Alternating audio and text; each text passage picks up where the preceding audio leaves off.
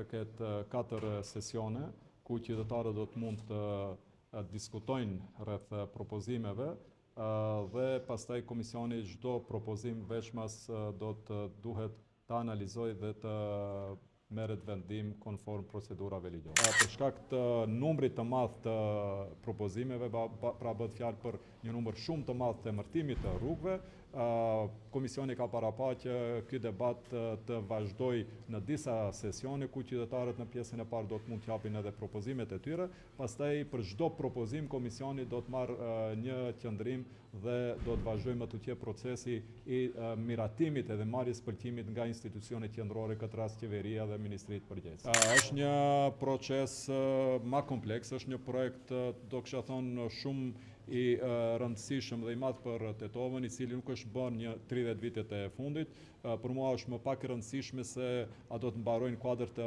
mandatit tim, sa më rëndësi që përfundimisht Tetova dhe tetovarët të kenë numra të kenë emra të rrugëve dhe numra të adresave të banimit të tyre.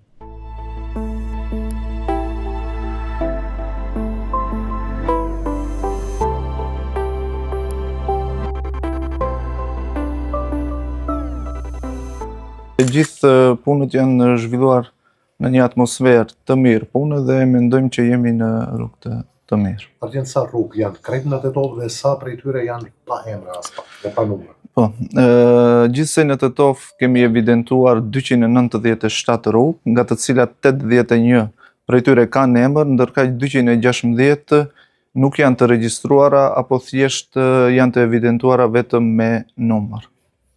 A pritet sot të arrihet i kohezionin e debatit publik për ndrimin?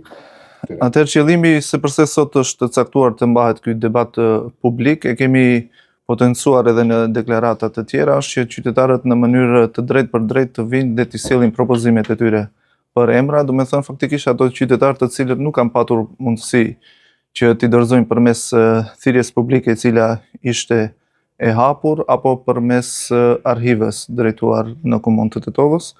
Për këtë qëllim, ne si grup pune dhe Komuna e Tetovës ka patë arsyeshme që ta zhvilloj këtë debat publik. Sot është seanca e parë e debatit publik. Debati do të vazhdoj edhe javët e ardhshme, gjë për të cilën do të informoj. Planifikojmë diku 3 deri në 4 seancë.